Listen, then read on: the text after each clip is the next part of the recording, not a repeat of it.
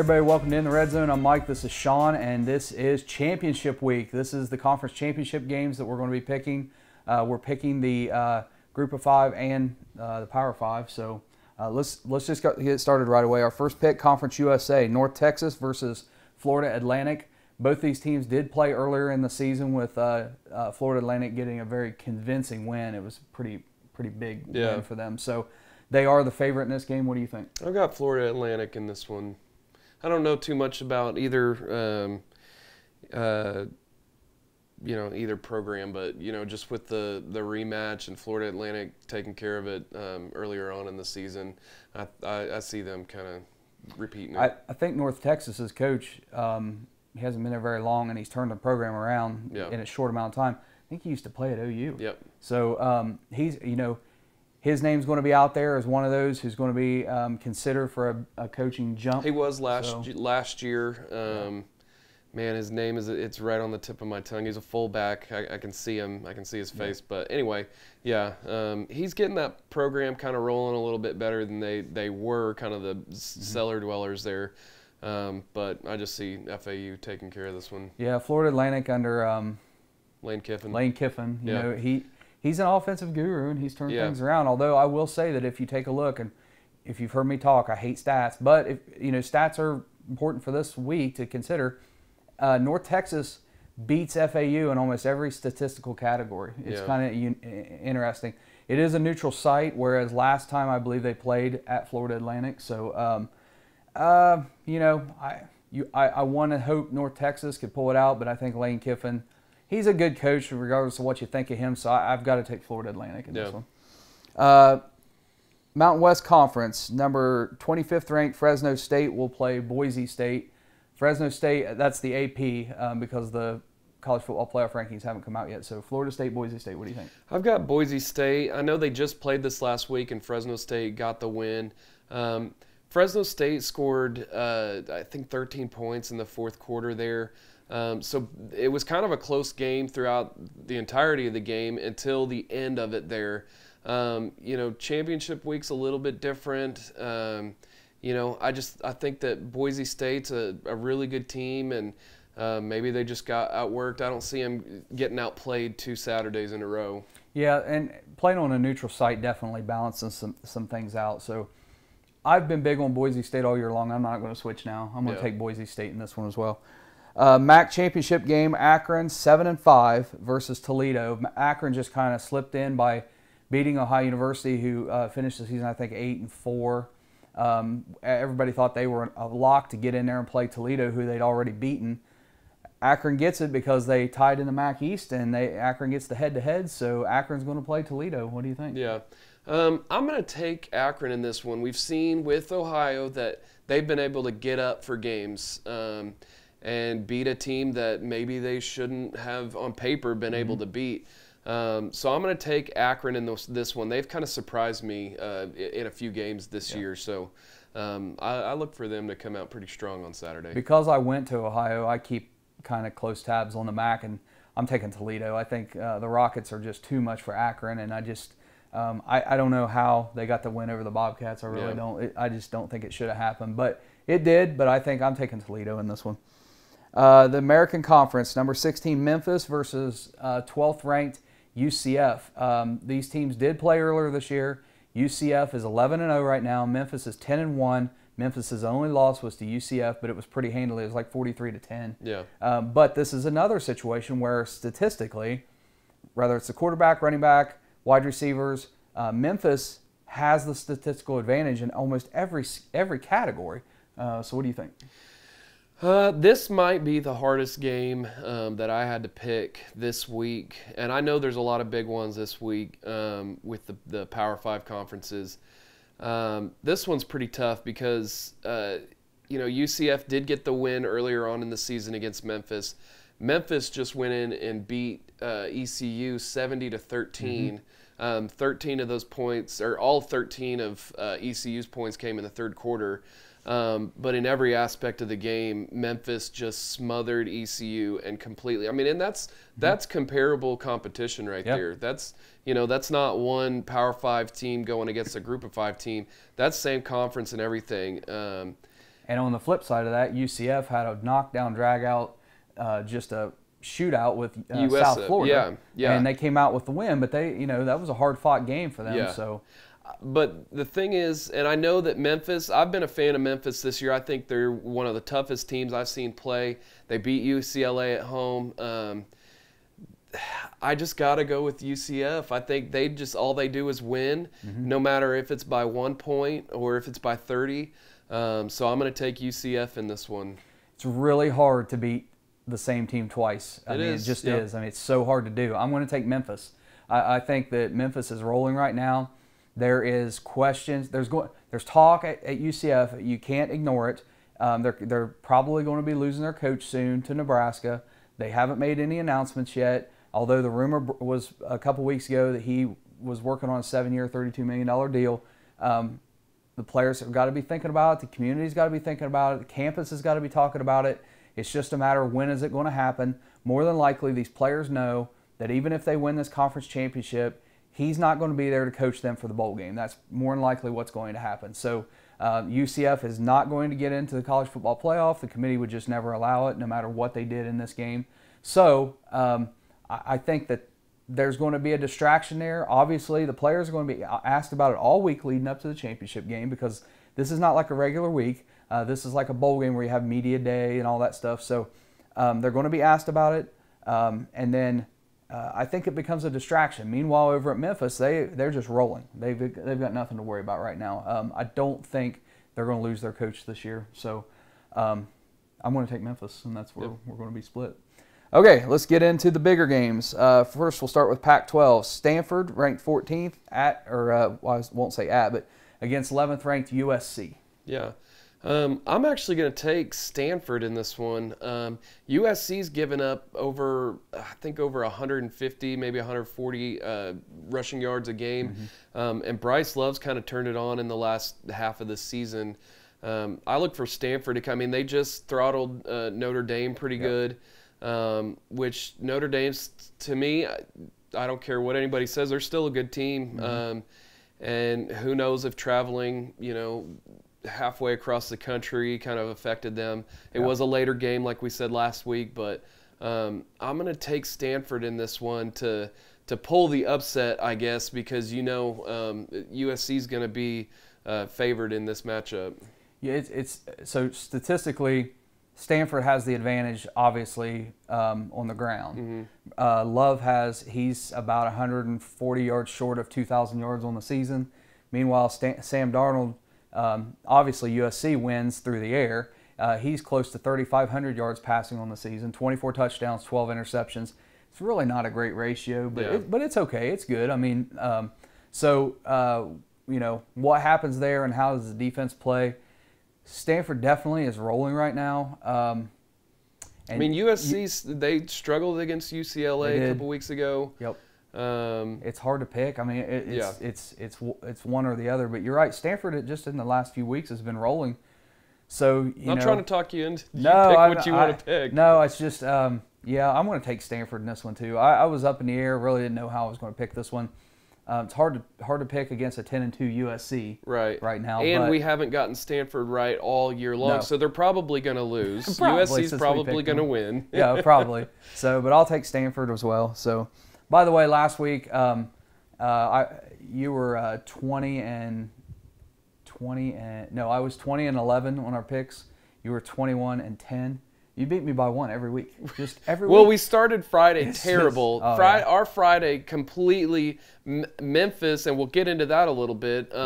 We both picked Memphis, and that just was a precursor to what our Friday was going to be like. Saturday, I kind of turned it around a little bit, but I was 6-4 on Friday, and that's not a very good percentage when you're picking college football games. It all started with Ohio losing to Akron. Yeah, like on a Tuesday. Oh yeah. Yeah, and we said, I said about 50%, every game basically last week was on upset alert. So you can't really get mad at us on that one. Yeah. We got a couple right. Yeah. So anyway, okay, so we both picked Stanford. Let's move on. Number 10 TCU against number 2 Oklahoma. They moved up to number 2 this week.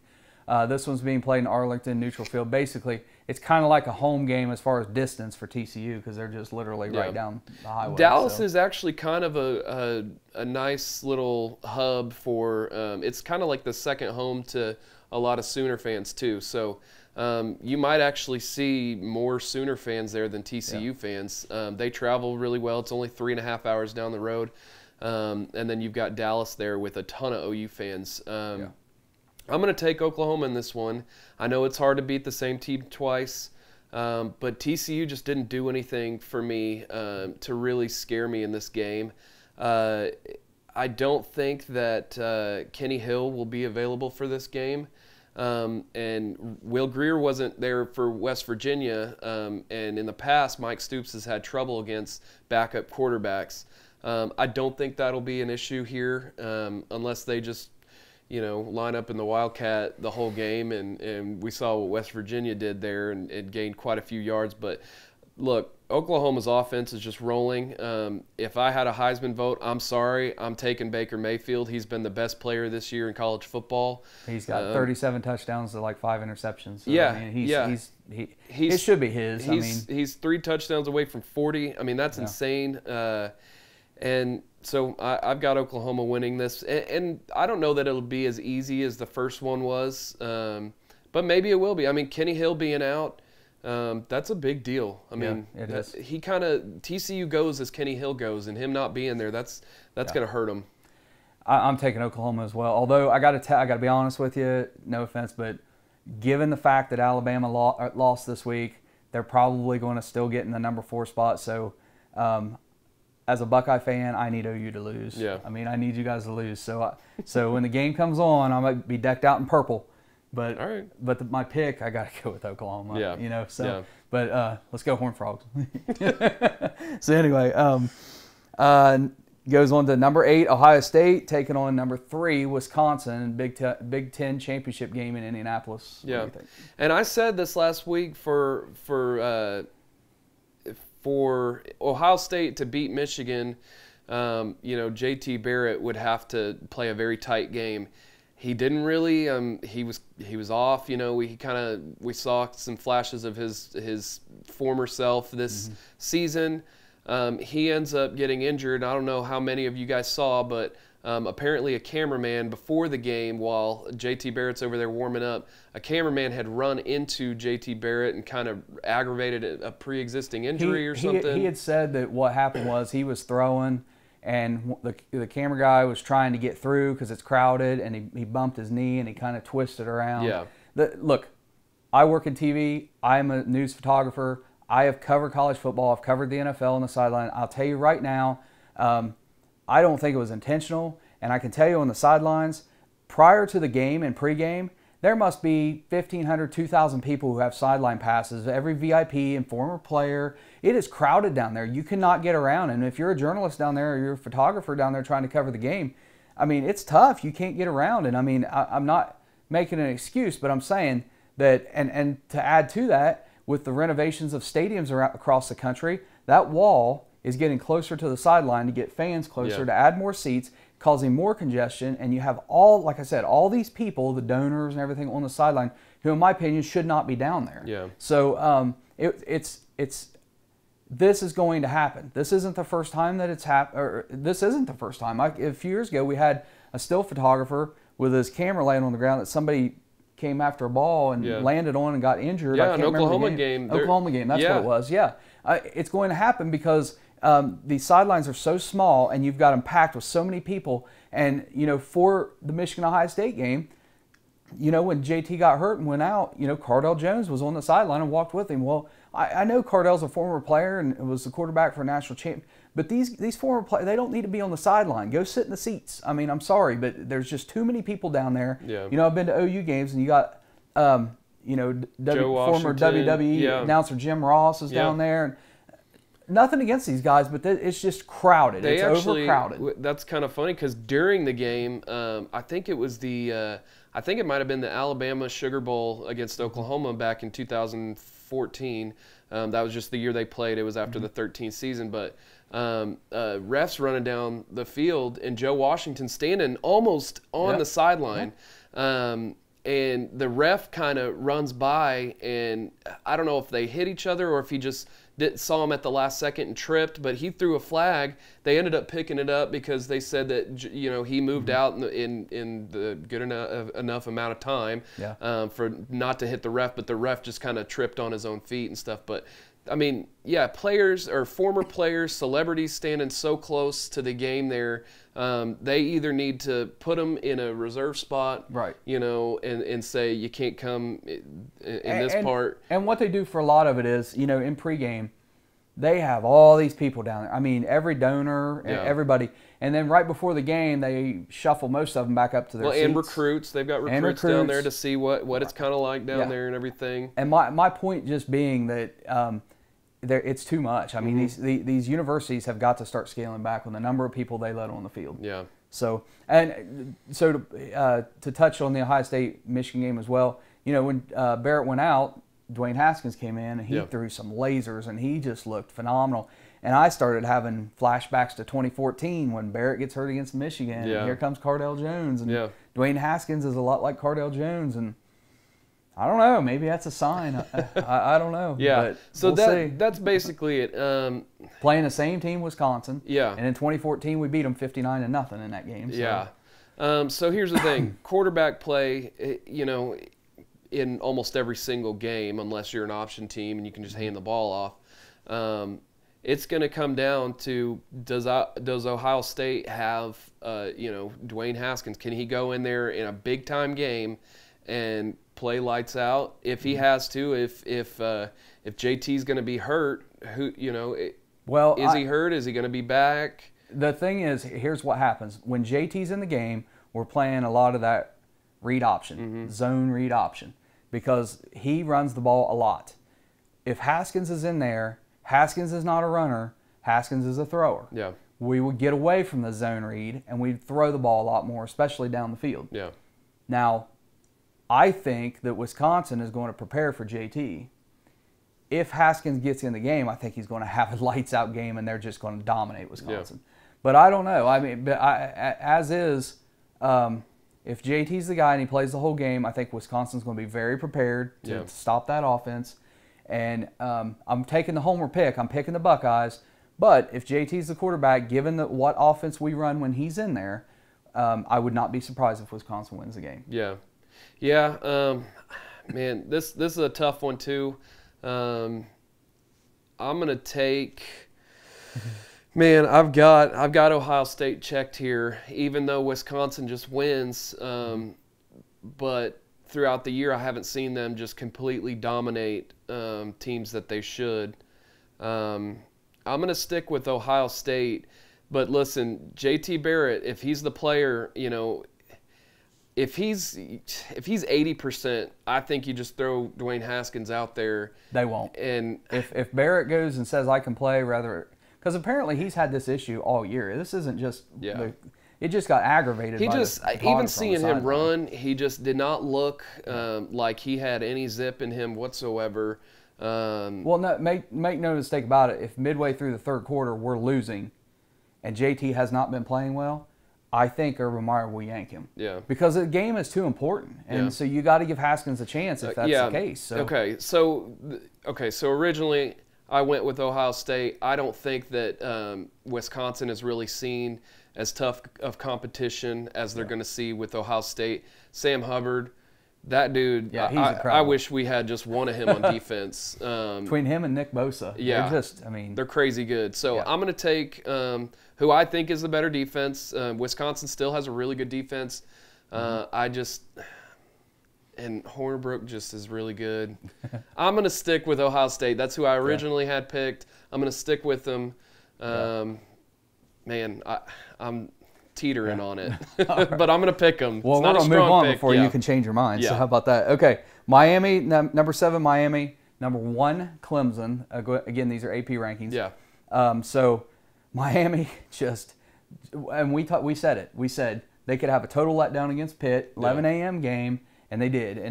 But let me say something that I have no evidence of this whatsoever, but watching the game, I feel like a couple of players on Miami threw that game.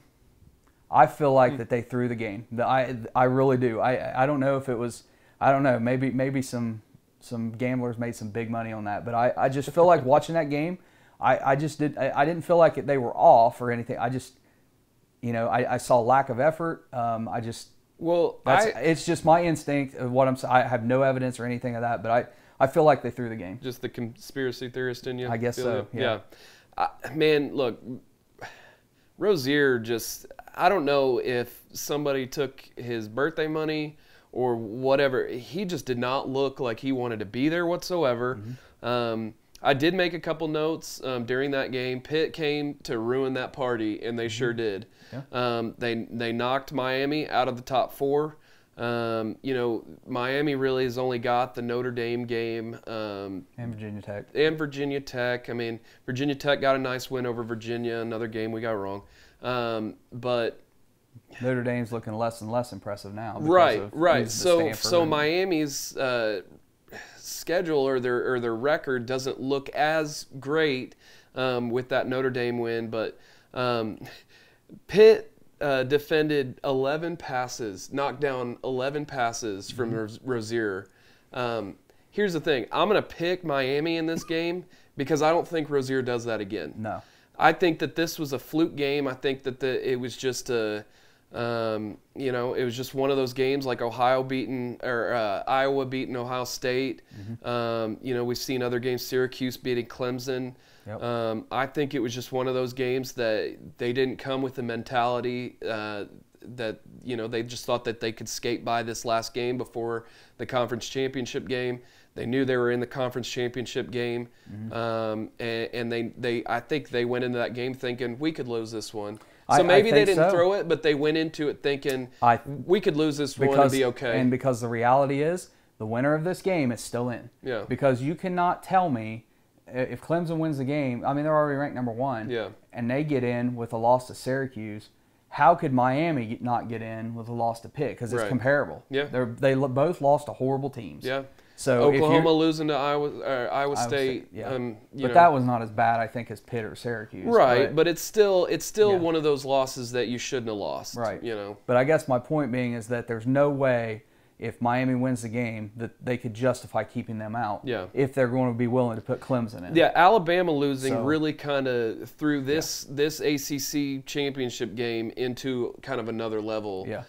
Had they not won, this would have been one of those games where you think, it's a possibility the loser still gets in. Or the winner stays out. I mean, it just depending on what happened. With the winner of the SEC, Georgia could still win, and there's still a possibility that Auburn wins and maybe Alabama still gets in. People are talking about it. It's not too far-fetched. And as soon as we finish with our picks, we're going to go through those scenarios real quick. So let's get to the last game. You picked Miami. I've got Miami in that one. I don't think they get a letdown again. I think they come out with a good mentality in this one. And Clemson, to me, they haven't really been burying teams that they should, and so I don't think that they're necessarily elite. But I think Miami comes out to prove themselves again. I'm taking Miami to win the game as well. I just, what I said about how I felt like a couple of guys, I hope that's not the case here. I hope they're playing to win. Yeah. So if they play to win, then Miami wins, in my opinion. All right, last game. This is a really important one. Number 4, Auburn. Number 6, Georgia. Clearly, the winner gets in. Mercedes-Benz Dome in Atlanta, I think, is where this is being played. We know what happened a couple weeks ago. Mm-hmm. I mean, it wasn't even close. Yeah. But we've also said it's really hard to beat the same team twice. Yeah. Because now they've played you. Now they can go watch film and they can scheme. And the thing about rematches, when a team wins and wins big, like Auburn did, even maybe how Oklahoma beat TCU, what happens is the team that won thinks we just need to do what we did last time. Yeah. Meanwhile, the team that lost is like, we need to change everything up, and then it kind of confuses the team that won. Yeah. And so that's why you tend to see splits when there's rematches. Yeah, they got some good, and they got really great film on Auburn these last 2 weeks because Auburn has done exactly what they needed to do to win the game, to win the big games. And so Georgia has incredible film. Auburn has got one of those offenses that they're not really going to surprise you, really. They're going to run the same set, the same formations, the same base offense, and they run, 20 plays out of the same type of base offense. It's not super creative. They just find ways to get to the open spots in the field, and they just try to outwork you. I don't think that they do that this week. I know that they're rolling, and this might be just a dumb pick. We had it right with Auburn beating Alabama this last week. Even though people said we should shut down our channel and give up because we don't know what we're doing. Yeah. But anyway. Yeah. Might not be perfect, but we got that one right. We got that one right. So anyway, I think that Georgia gets this one taken care of. I think that they got really, like I said, really good film against Auburn. Kerryon Johnson might not even play. Yeah. The leading rusher in the SEC might not even play the game. He injured his shoulder. He went down without even being hit and had to leave the game. I know they have a really good backup running back, but, Who got hurt the very next play? Yeah. Did you see that? He got hurt the very next exactly. play. So. Yeah, and, Nick Chubb and Jake Fromm, they're still really, really good offense out there. So I'm going to pick Georgia in this one. Boy, I want to pick Auburn. I got to feel okay. If Johnson's injury had been a leg or something, I'd take Georgia. The fact that it's a shoulder, you could tape that thing up. I mean, this is a conference championship game for a chance to the playoffs. They were ahead when he got hurt.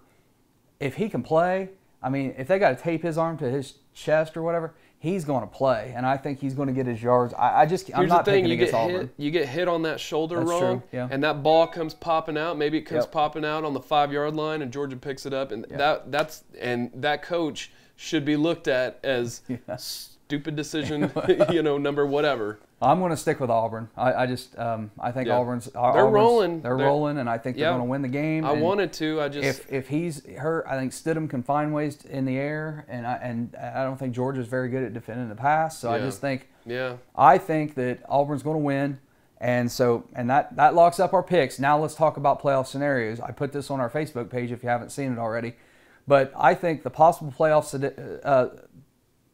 situations are this. First of all, Auburn, Georgia winner is in.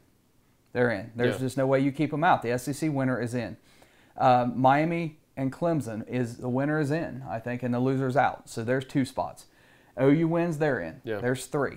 Now, if Wisconsin wins, I believe they're in. They're undefeated. They got to be in, and there's your 4. If Ohio State wins, then I think you have a scenario where the committee is going to have to look at a 1-loss Alabama. And even though Ohio State's a conference champion, they've got 2 losses and a really bad loss to Iowa. Yeah. And it wasn't even like it was like you lost by 2 points. They got hammered, and they got hammered with everybody on the field. They were healthy. There wasn't any major injuries. And they got obliterated by Iowa, who has finished the season. They beat Nebraska, but so what? So I think the edge is probably going to go to Alabama in that situation, and I think Alabama would be in at number 4. Yeah, because we talked a little bit earlier. If Oklahoma lost, you would think that would benefit Ohio State, but then that drops Oklahoma down 2 comparable records with Ohio State. Oklahoma has the head-to-head.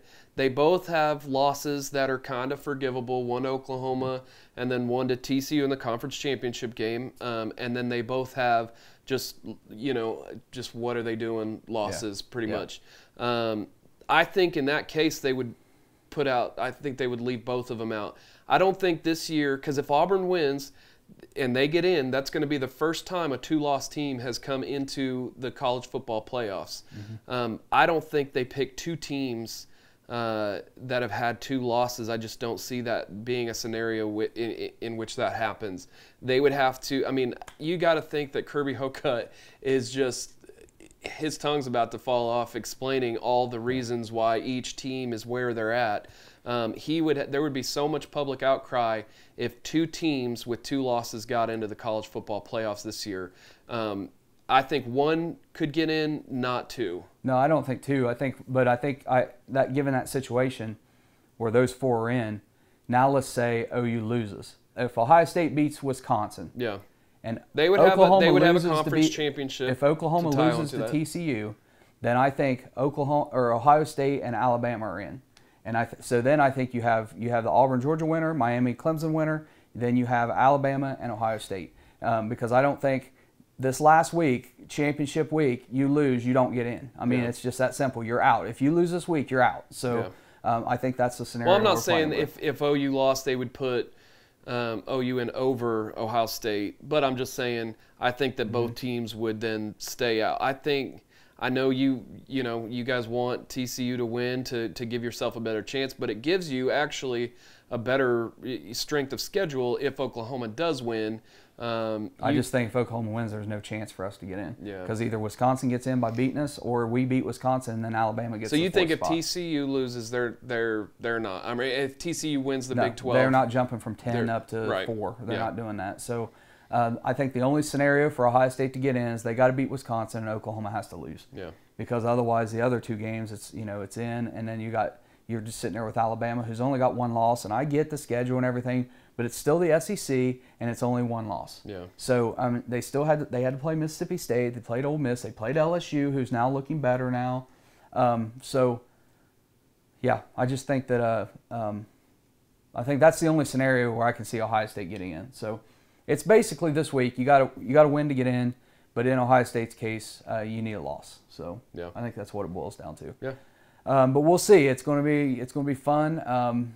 Regular season's over. Regular season's over. So we've got these picks, and then we start some bowl games. I think December 9th, the following Saturday, is when the first bowl games start.